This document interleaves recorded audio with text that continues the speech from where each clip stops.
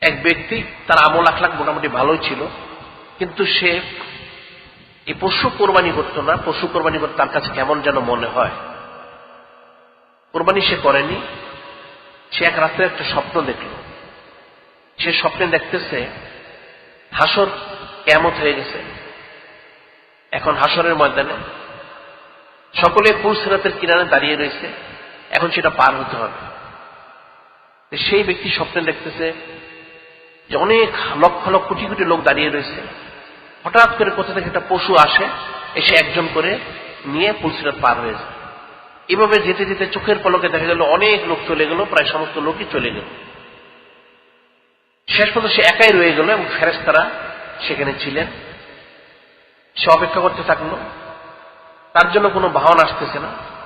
তখন সে ফেরেশতাকে বলল, হে ফেরেশতারা, এই সমস্ত লোকগুলি সবাই চলে গেল, তাদের বাহন আসলো, কিন্তু সে ব্যক্তি বলল তার বাহন কোথায়? তখন ফেরেশতারা বলল যে দেখো, তোমার তো বাহন নেই, তুমি তো কোরবানি করনি।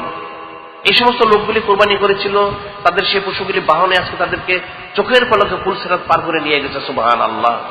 আর তুমি যেহেতু কোরবানি করেন, তোমার পশু নেই, তুমি তো পার হতে পারবে না। এটা শুনে সেই লোকটা ভয়ে থরথর করে কাঁপতে কাঁপতে তার ঘুম ভেঙে গেল।